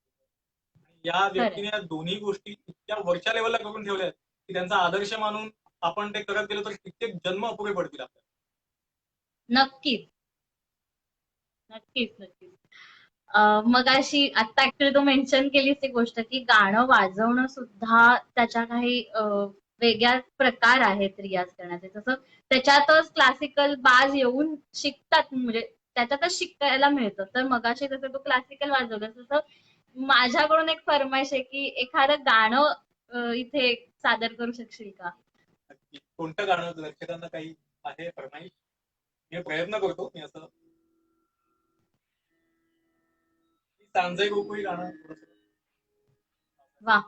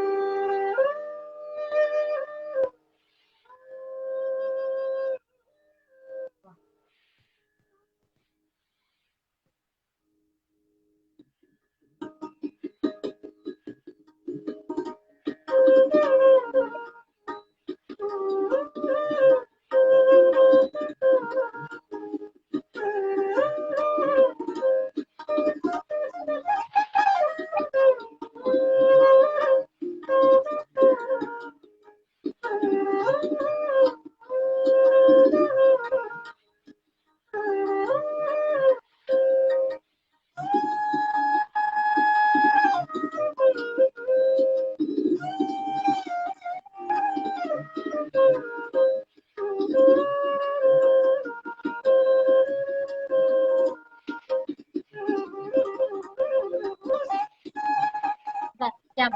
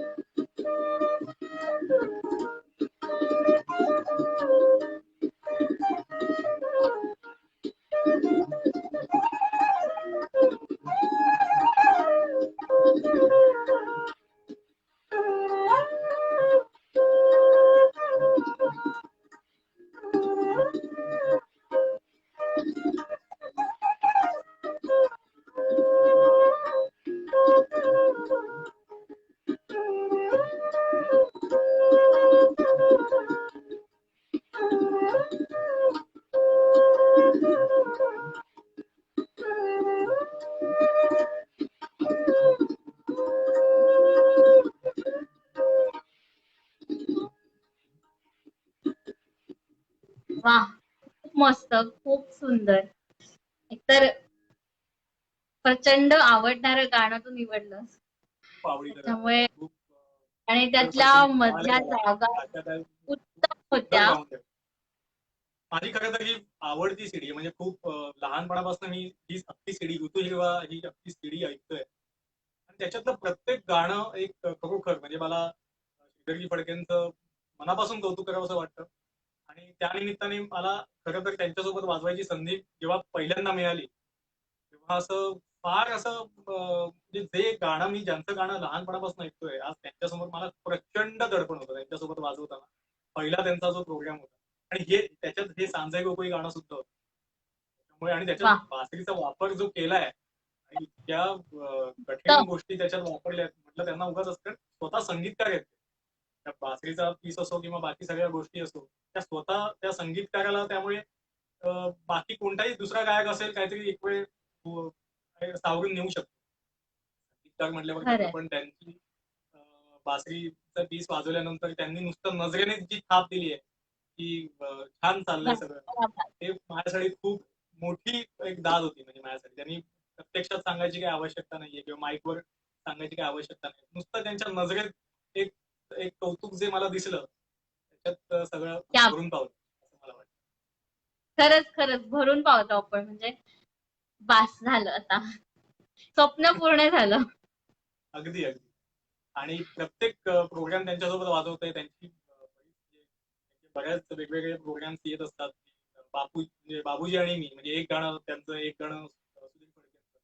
सुधीर फडके वा. बाबूजी महाराष्ट्राचं लाडकं दैवत म्हणजे मला श्रीधरजी फडकेंचं मुळात असं कौतुक याच्यासाठी करावंसं वाटतं की त्यांच्या वडिलांचं ऑलरेडी इतकं मोठं नाव असताना महाराष्ट्रामध्ये म्हणजे लाईट म्युझिक मध्ये म्हटल्यावर सुधीर फडके म्हणजे एक पायनियर आपण म्हणू शकतो. त्यांचं इतकं घराघरात नाव नाव असताना सुद्धा पोचलेलं त्याच आहे. क्षेत्रामध्ये त्यांनी आपला वेगळा ठसा संगीतकार म्हणूनच संगीतकार आणि गायक म्हणूनच वेगळा ठसा उमटवणं हे खरंच खूप कठीण. हा वेगळ्या खरंच क्षेत्रात खरंच. नाव करणं ते ठीक आहे पण त्या क्षेत्रामध्ये कारण ही सतत तुलना होत राहते प्रत्येक वेळेला जेव्हा बाप आणि बरोबर. लेक अशी जेव्हा जोडी असते आणि त्या क्षेत्रामध्ये जेव्हा तो मुलगा प्रयत्न करत असतो त्यावेळेला ती तुलना मात्र दरवेळेला होत असते त्यांच्या वेळेलाही झाली असते पण तरी सुद्धा आपल्या वडिलांच्या संगीताचा कुठेही प्रभाव त्यांच्या संगीतावर नाही दिसला. त्यांचं संगीत हे वेगळंच उठून दिसलं आणि त्याचा सर्वोत्कृष्ट नमुना ही ऋतुहिरवाची कॅसेट आहे. त्याच्यामध्ये त्यांनी जे संगीत दिलंय म्हणजे त्याची कुठेही त्यामध्ये बाबूजींची छाप अशी दिसत नाही. बाबूजींची गाणी त्यांच्या त्यांच्या लेवलला खूप जास्त श्रेष्ठ आहेतच पण त्यांनी सुद्धा आपली एक नक्की. वेगळीची ओळख निर्माण केली. त्यामुळे ते असं झालं की लहानपणापासून ती गाणी नुसतं ऐकत आलोय त्यामुळे माझं हे फार सांजय गोकुळी अगदी खास गाणं आहे, एकदम आवडतं गाणं. अगदीच अगदी. मला असं वाटतं की बाबूजी घराघरात पोचले त्याच्यामुळे ही गाणी सुद्धा अगदी अशीच घराघरात पोचलेली आहेत. अं, तेच. तर माझा पुढचा खरा तर तुला प्रश्न होता की सध्या आपण बघतो की फ्लूट किंवा सतार, सारंगी, असं सरोद इत्यादी जी वाद्य आहेत ती ओरिजिनल इन्स्ट्रुमेंट हे खूप कमी वापरलं जातं अशी वाद्य आणि त्याच्या जागी लूप इलेक्ट्रॉनिक काय म्हणतात इन्स्ट्रुमेंट्स ह्याचा वापर जास्त होतो. तर याविषयी तुझं काय म्हणणं आहे? ऍक्च्युली तसं म्हटलं तर ही आता केलेली सोय आहे म्हणजे ऍडजस्टमेंट आहे. नक्कीच त्या वाद्यांना पर्याय होऊ शकत नाही. म्हणूनच याच अनुषंगाने मी हे नक्की सांगेन की आधीची जी गाणी आहेत जी आधीच्या दशकांमध्ये किंवा लता मंगेशकर जेव्हा त्यांच्या लता मंगेशकर आशा भोसले जेव्हा त्यांच्या करिअरच्या पीकला होत्या त्यावेळेला त्यांनी जी काही गाणी हिंदी मराठी दोन्ही असतील त्यावेळेला अख्खा वाद्यवृंद असायचा लाईव्ह रेकॉर्डिंग व्हायचं. सतार असेल सरोद असेल ती वाद्य असायची. त्याच्यामुळे त्या गाण्यांना जो बरोबर. काही बाज मिळालाय किंवा त्या गाण्याचं डेकोरेशन झालंय आपण म्हणूया त्या गाण्याची चाल हम्म. असेल चालीपासून अगदी त्याचे मधले म्युझिक पीसेस असो आणि काही असो आणि एकाच वेळेला घडलेलं आहे. ह्या सगळ्या ज्या गोष्टींमुळे ती गाणी काय म्हणतात त्याला चिरंतन आपण म्हणू शकतो. ती गाणी कधीच विसरणार नाही. आपल्या नंतरच्याही 10 पिढ्यांपर्यंत ही अगदीच गाणी अगदी. आरामात तशी चालत राहतील. आणि आज झालंय कसं याच्यामध्ये आपली टेक्नॉलॉजीमध्ये खूप जास्त ऍडव्हान्समेंट झालेली आहे. आणि बरोबर. खरं तर लाईव्ह म्युझिकचे जे काही प्रोग्राम असतात प्रत्येक वेळेला तेवढा मोठा स्टेज असतोच किंवा असं नाहीये किंवा तेवढं बजेट असतं अशातला काही भाग नाही त्याच्यामुळे या सगळ्या गोष्टी सिंथसायझरवर त्याचा एक भास निर्माण केला जातो. अर्थात त्या अनुषंगाने सिंथसायझर वाजवणं ही फार मोठी कला आहे. त्याच्याबद्दल म्हणजे मला त्यांचा अनादर नक्कीच करायचा नाही की सिंथसायझर वाजवतात म्हणजे एनिवे खोटंच वाजवतात पण असं नाहीये. पण तरी सुद्धा कितीही म्हटलं तरी त्या वाद्याचा ओरिजिनल साऊंड मात्र नाहीये नक्की केलेली ऍडजस्टमेंट आहे. आता ओंकार खरंय. सोप्पा एका गाण्यासाठी जर मी सितार वादकाला बोलवलं तर त्याला लागणारी त्या स्टेजवरची जागा किंवा ते बजेट आणि हा सगळ्या जर या गोष्टी जुळून आल्या तर ती नक्की मजा येऊ शकते. पण जर ती नाही जुळून आली तर काय करणार? दुसरा नक्कीच. आपल्याकडे उपाय नाहीये. आणि याच्यात झालं असं की संगीत जो काही गाण्याचा जो काही प्राण आहे ना तो थोडासा आपण कुठेतरी हरवत चाललोय असं वाटतं. कसं आहे आता आपण जसं लाईव्ह वाजवतो किंवा लाईव्ह गाणी एखादं घडतं म्हणूनच लाईव्ह शोची मजा आहे. आता कोरोनाच्या काळात नेमकं हे लाईव्ह शोचं जे गिव्ह अँड टेक जे आहे हो. प्रेक्षकांमधलं आणि हेच बंद झालंय. मे बी आता होईल चालू होपफुली. पण याच्यामध्ये होतं काय की एक ह्युमन एरर नावाची गोष्ट असते जी होते घडते. लय जसं आपण आपल्यामध्ये कुठेही मेट्रोनोमचं मशीन लावून आपण त्याच लईमध्ये अगदी गातोय किंवा त्याच लईमध्ये वाजवतोय एखादं वाद्य असं नाही होऊ शकत. कुठेतरी तो ह्युमन बरोबर. एरर असतो आणि तो असला पाहिजे. त्या एररमुळे तो एक जिवंतपणा राहतो त्या कलाकृतीत. पण आता खरी झालंय कसं गोष्ट. रेकॉर्डिंगमध्ये सगळ्या क्लिकवर गोष्टी चालतात. क्लिक लावला की त्याच्यावरती जे काही तबला वाजला असेल एक 2-3 आवर्तानं फक्त वाजवायची त्याचं जे बेस्ट असेल त्याचं ते ठेवायचं बाकीचं कापायचं त्याचा लूप लावायचा हे सगळं टेक्निक त्यामुळे काम फास्ट होत आहे नक्कीच आहे. सगळं संगीत वेगळं जे आहे त्याच्याबद्दल मला अजिबात त्याचं क्रेडिट कमी नाही करायचं. पण त्यासोबत तो कुठेतरी प्राण मात्र आपण हरवत चाललोय. ते लाईव्ह नसल्यामुळे बरं. शेवटी कितीही म्हटलं तरी एखादं तेच गाणं जे स्टुडिओमध्ये झालेलं आहे तेच गाणं जेव्हा लाईव्ह सादरीकरण होतं मोठ्या बँड सकट किंवा त्याच्यामध्ये खरी सिम्फनी वाजवायची असेल त्यावेळेला एक 50 व्हायलिन वादक आहेत, 50 गिटारिस्ट आहेत किंवा अजून जे काही असतील अशी खूप मोठा संच असेल वादकांचा आणि त्याच्यासोबत जर हे गाणं सादर झालं तर ते त्याची मजा वेगळीच असेल. वेगळीच त्यामुळे असते. हा खरी गोष्ट. टेक्नॉलॉजीने फायदाही झाला पण त्याचबरोबर म्हणून आजकालच्या गाण्यांचं लाईफ कितीच आहे ना. आता नवीन गाणं एखादं येतं ते किती लक्षात राहतं लोकांच्या. एक काही एखाद वर्ष 2 वर्ष याच्या पलीकडे जात नाही. 2 वर्ष पण खूप झाली आणि या 2 वर्षात खरंय. अजून बरीच गाणी आलेली असतात. फार कमी गाणी थोडीशी अजून एक 5 ते 6 वर्ष लक्षात राहतात. पण जी जुनी गाणी आहेत अगदी अजिबात दास्तां म्हणा किंवा ही गुणगुणत राहतो आपण. अगदी गाण्याच्या भेंड्या घेताना सुद्धा ही बरोबर. गाणी अशी पटकन आधी येतात ओठावर. त्याचं कारण तेच आहे. त्यातला तो जिवंतपणा मात्र नक्कीच राहिलाय. जो या सगळ्या टेक्निक्स जरी आल्या असल्या, ही सगळी ऍडजस्टमेंट आहे. त्यामुळे तो त्याला पर्याय असू शकत नाही. म्हणजे इफ प्रोव्हायडेड नक्कीच. जर तेवढं बजेट असेल, तर नक्की मला असं वाटतं की ओरिजिनल वाद्यच घ्यावी. त्याने ती अजून रसिकांना बरोबर. त्याची मजा घेता येईल. खरंय, खरंय. जसं हिमांशू तू सोलो वादक म्हणून हिमांशू गिंडे आणि एक साथ संगतकार म्हणून हिमांशू गिंडे ह्याच्यात काय फरक असतो किंवा अ, असा आला पाहिजे असा काय झाला पाहिजे असा फरक म्हणजे कसा असतो म्हणजे जेव्हा तू साथ संगत करतोस तेव्हा ते कसं असतं आणि एक सोलो म्हणून तू बसतोस तेव्हा काय फरक आहे याच्यात? कसं आहे जेव्हा क्लासिकल सोलो जेव्हा मी वाजवत असतो किंवा कोणी क्लासिकल सोलो जेव्हा सादर करायचा असतो त्यावेळेला मुळात त्याचा रियाज करताना एखादा राग मला सादर करायचा असेल तर त्या रागाचं चलन कसं आहे काय कसं आहे या सगळ्याचा मला अभ्यास करावा लागतो. त्याच पद्धतीने त्या रागामधल्या काही गोष्टी असतील ज्या प्रामुख्याने आपण त्याला म्हणतो की जी पकड आहे ती दिसली पाहिजे. म्हणजे थोड्या या क्लासिकल ज्या महत्वाच्या बाबी आहेत त्याचा आपल्याला खूप जास्त प्रकर्षाने अभ्यास करावा लागतो. त्या गोष्टी बासरीमध्ये येत आहेत की नाही किंवा बासरीच्याही वाजवताना काही टेक्निकल काही कमतरता असतील तर त्या कमतरता कशात दिसणार नाहीत आणि त्याच्याऐवजी मी काय वाचतो म्हणजे मटेरियल सुचणं. आता एखादा राग भूपाली मी सादर करणं माझ्या गुरुजींनी सादर करणं आणि हरिजींनी सादर करणं. राग भूपालीचे काय मी वेगळे स्वर वाजवणार नाही पण तरीही हा फरक का पडतो. एक तर वाजवणं हम्म. नक्कीच म्हणजे माझ्यापेक्षा लाख पटीने रियाज माझ्या गुरुजींचा आहे आणि त्यांच्यापेक्षाही लाख पटीने त्यांच्या गुरुजींचा आहे. आणि कारण तेवढी त्यांनी तेवढा अनुभव पण आहे त्यांना. फक्त रियाज झाला बरोबर. असं नाही पण त्यासोबत त्यांचे विचार तेवढे प्रगल्भ आहेत. एखाद्या रागाकडे बघायचा दृष्टिकोन कसा आहे याच्यामध्ये सुद्धा त्या क्लासिकल सोलो वादकाला म्हणजे ह्या सगळ्या बाबींकडे फार प्रकर्षाने लक्ष देऊन त्याच्यानुसार ते वाजवावं लागतं. पण तरी माझं मुळात सांगणं असेल की जर क्लासिकल कोणाला सुरू करायचं असेल तर हे कन्फ्युजन बऱ्याच लोकांमध्ये होतं की क्लासिकल शिकताना जरा आपल्याला अजून वाजवता येत नाही त्याच्यात नाही माझं काहीतरी वेगळे पण मला दिसलं पाहिजे. हा अट्टाहास ऍक्च्युली करणं फार चुकीचं आहे. मुळात आधी तुम्ही ब्लाइंडली बरोबर. तुमच्या गुरुला कॉपी करा काही फरक पडत नाही. असं नाही होत की तुम्ही गुरूंसारखंच वाजवताय किंवा ते तसंच तुम्ही वाजवाल अशी भीती जी वाटते काही लोकांना त्याच्यात काही तथ्य नाहीये. एखादी तुम्हाला लेवल झाल्यानंतर आपोआपच तुम्हाला तुम्ही त्याचे विचार तुम्ही त्याच्यात अप्लाय करता आणि तुमचं वाजवणं हे गुरुजींपेक्षा वेगळं होतंच. त्याच्यामध्ये त्यामुळे त्याच्यात वेगळे बरोबर. तुम्हाला प्रयत्न करावे लागत नाही. त्याच्यामुळे ह्या सगळ्या अंगाचा क्लासिकलमध्ये फार प्रकर्षाने त्याचा विचार करावा लागतो आणि त्यानुसार त्याचा रियाज करावा लागतो.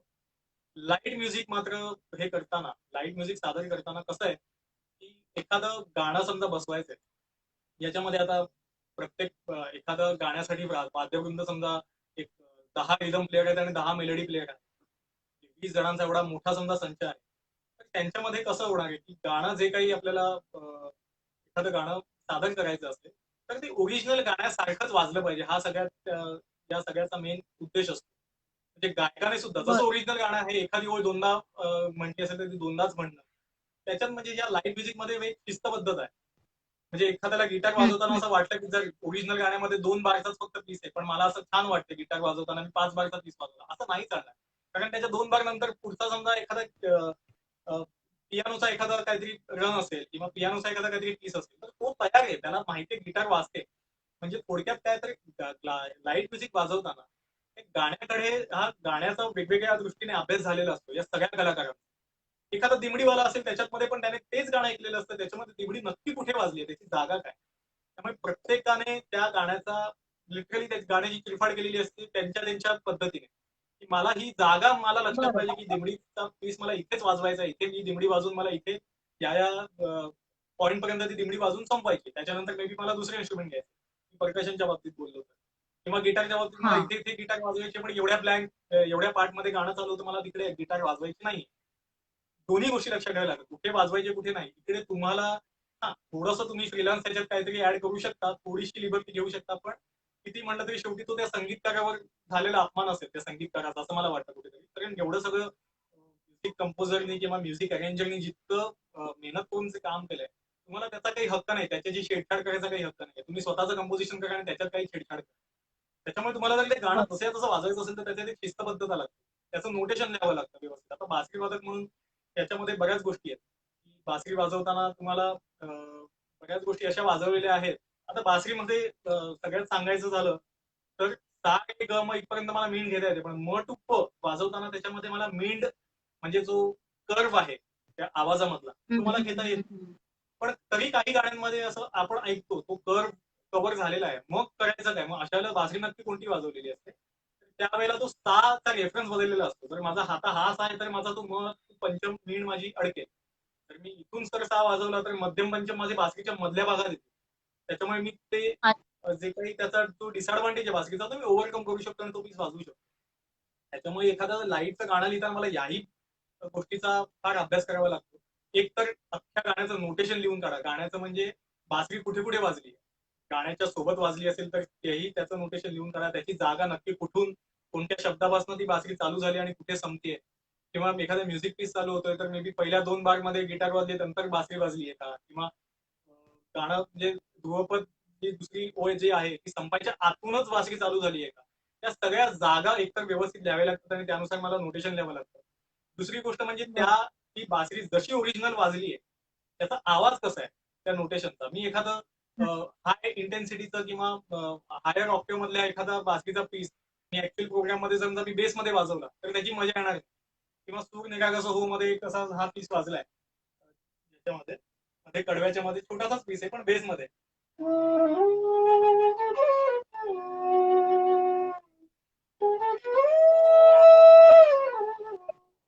हा बेस मधला पीस जर मी हायर ऑक्टेव्ह मध्ये वाजवला तर ती मजा येणार नाही. नोटेशन सगळं बरोबर आहे, स्केल पण बरोबर आहे, टायमिंग बरोबर आहे. त्यामुळे मला नक्की कोणती फ्लूट घ्यायची आहे ते लिहावं लागतं.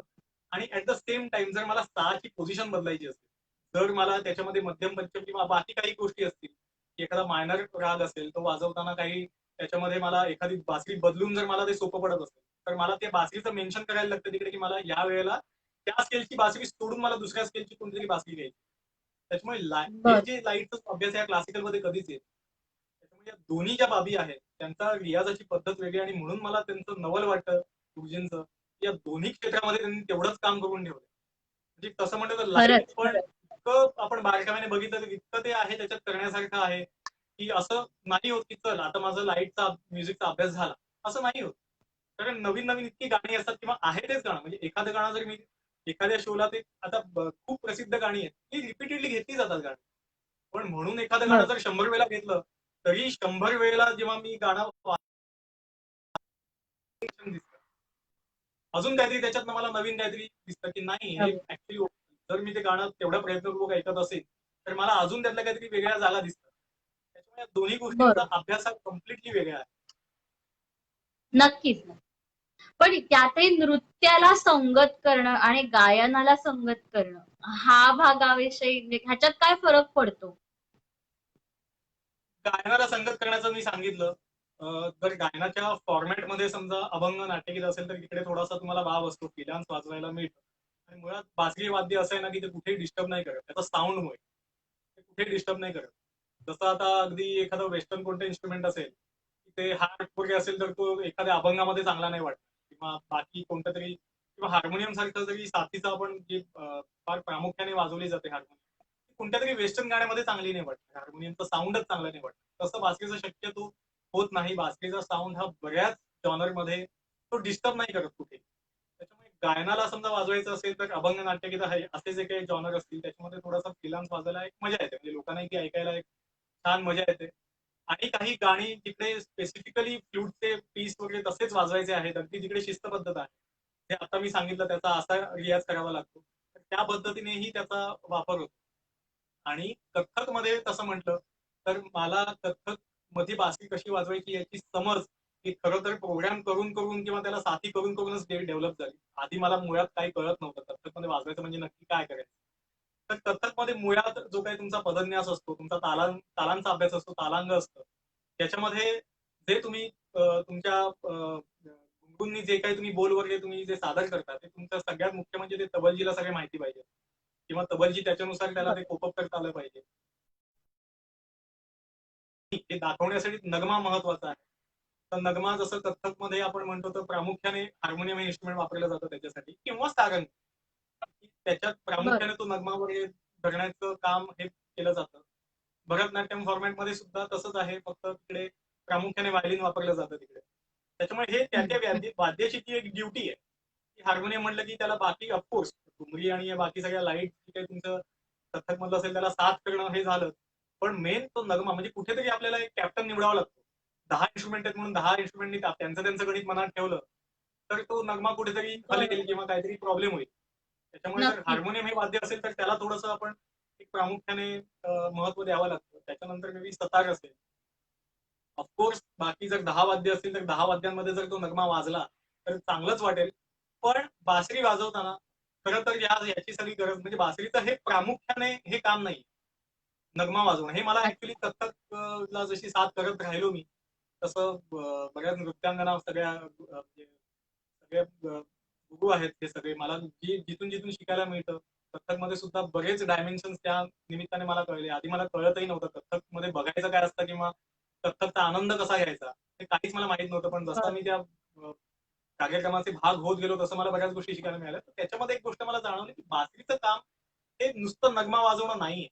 तर त्याच्यामध्ये जेव्हा बरं. एखादा नर्तक त्याच्या भावभावनाने एखादी कथा सांगत असतो, जसं कृष्णाचे काही त्यांच्या कालखंडातले कालियमर्दन असेल, किंवा काहीतरी गोपिकांबद्दलचा काहीतरी जो शृंगार रस काहीतरी असेल, एखादी गोष्ट त्याची सांगायची असेल, किंवा महाभारतातले काही बरं. प्रसंग असतील, द्रौपदी वस्त्रहरण म्हणा, किंवा रामायणातले काही सीन असतील, ते रामायण कथा दाखवायचं. तर ह्या सगळ्या गोष्टी कथ्थक म्हणजे काही कथा सांगणं आहे शेवटी. फक्त त्या नाचातनं आणि तुमचे हावभाव याच्यातनं तुम्ही ती कथा सांगत असता. तर ते हावभाव तुमच्या बासरीमधनं, कारण बासरी वाजवणं हे सुद्धा फार असं भाऊक वाद्य आहे ते तसं म्हटलं तर. तर ते भाव जर तुम्हाला बरं. बासरीमधनं व्यवस्थित मॅच करता येणं हे तुमचं प्रामुख्याने काम आहे बासरीचं, असं मला वाटतं या सगळ्या याच्यामध्ये. वा. मुख्य तुमचा फोकस तिकडे असला पाहिजे.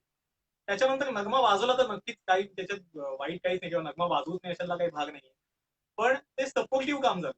पण तुमचं सगळ्यात महत्वाचं जे काही म्हणजे कलाकाराचे नर्तकाचे जे काही भाव जसे बदलत आहेत, जसं गोवर्धन पर्वताचा एखादा सीन असेल तर आधी खूप संकट आली आहे त्या लोकांवर, त्यामुळे संकटाचे काही भाव असतील, कृष्ण कुठे दिसत नाहीये, तो अं, मदतीसाठी ते खूप आशा करतात की कोणीतरी वाचवावं, इतकं सगळं काही आहे.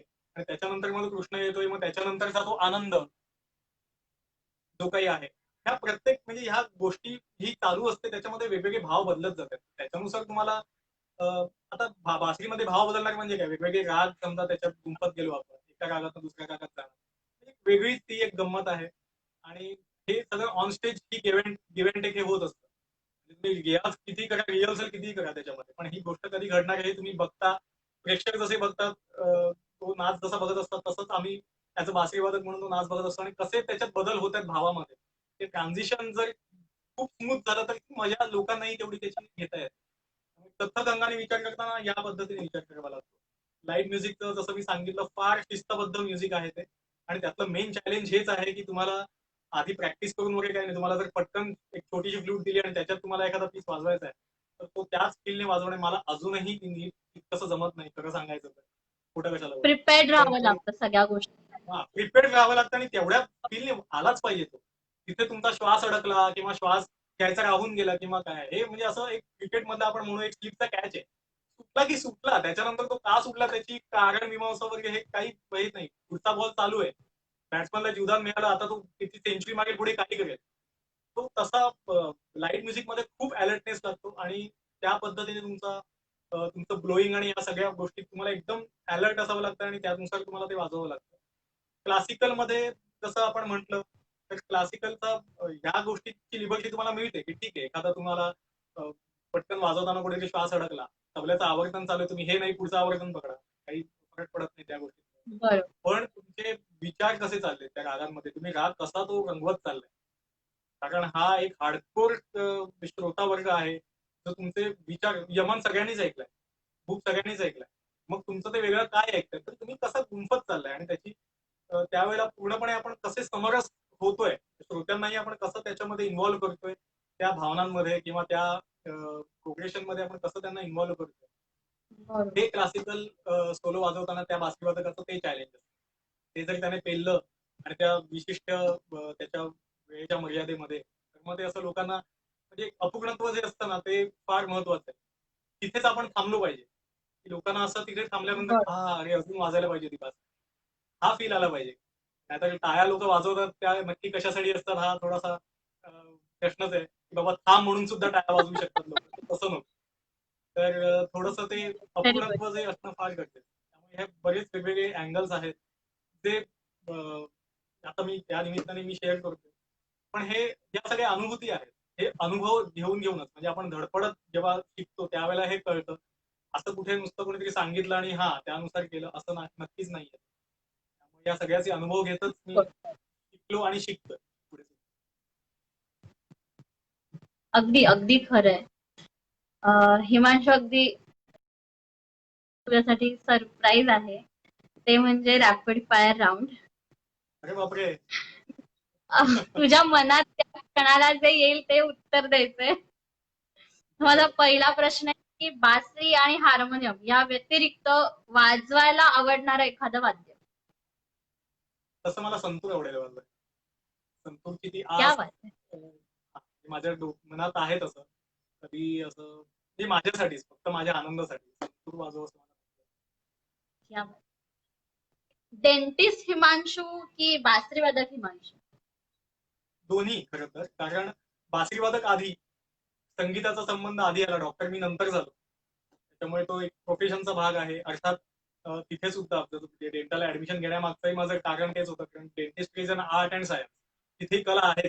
मला थेरॉटिकली कितीही माहिती असलं की एखादं दातात मधलं फिलिंग कसं करावं, पण ती ऍक्च्युअल जर मी करू नाही शकलो तर पेशंट येणार नाही माझ्याकडे. त्याच्यामुळे तिथेही त्या कलेचा मला वापर करता येतो. अर्थात ती कम्प्लिटली वेगळी कला आहे. त्यामुळे ह्या दोन्ही गोष्टी मला म्हणजे त्या दोघातलाही आनंद मला तेवढाच महत्वाचा आहे. त्याच्यामुळे हे असं अगदी सांगणं कठीण आहे नक्की त्यातलं काय.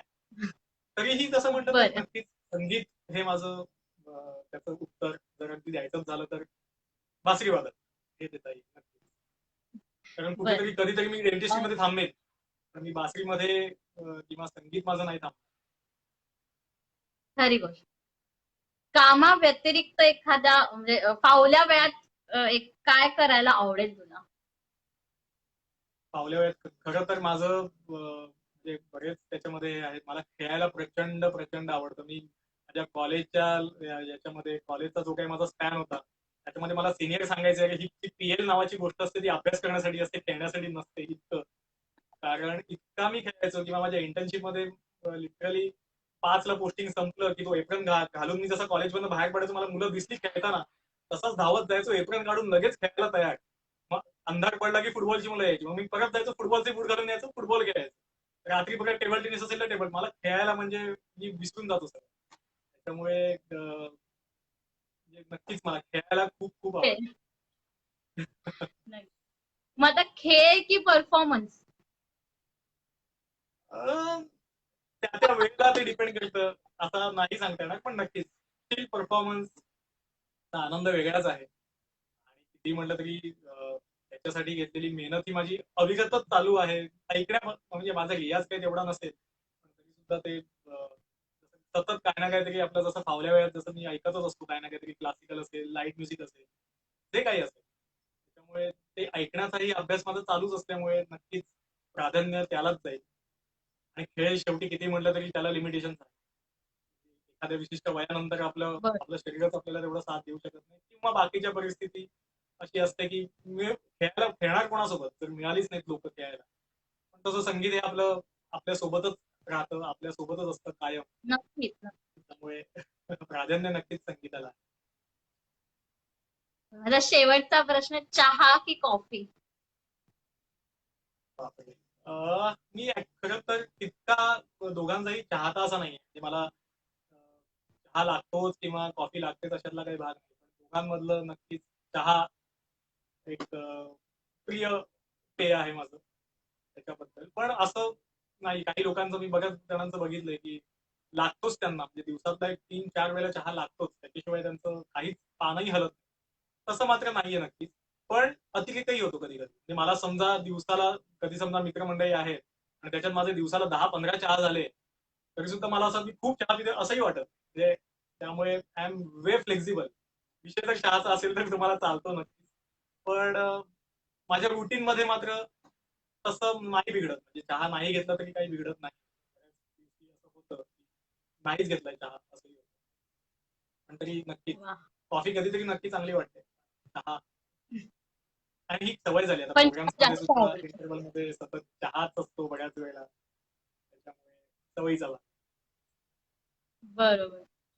हिमांशू, खूप मजा आली आज गप्पा मारायला तुझ्यासोबत. मलाही खूप मजा आली. श्रीरंग, ते चहाचं वेड लागतं, त्याच्यात मी आहे, त्यावेळेला चहा लागतोच.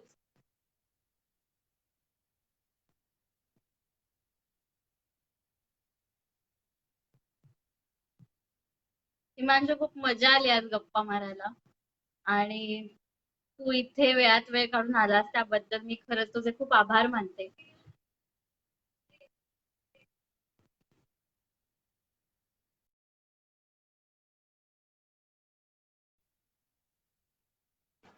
आपला पुढचा कार्यक्रम असणार आहे पुढच्या मंगळवारी 25 ऑगस्टला. येत्या शनिवारी गणेश चतुर्थी असल्यामुळे त्या दिवशी आपल्या कार्यक्रमाचा भाग होणार नाही. आणि गणेश चतुर्थी निमित्त तुम्हा सगळ्यांनाच गणेश चतुर्थीच्या हार्दिक शुभेच्छा. पुढच्या मंगळवारी 25 ऑगस्ट रात्री 8 वाजता पुढच्या भागात भेटूया. धन्यवाद.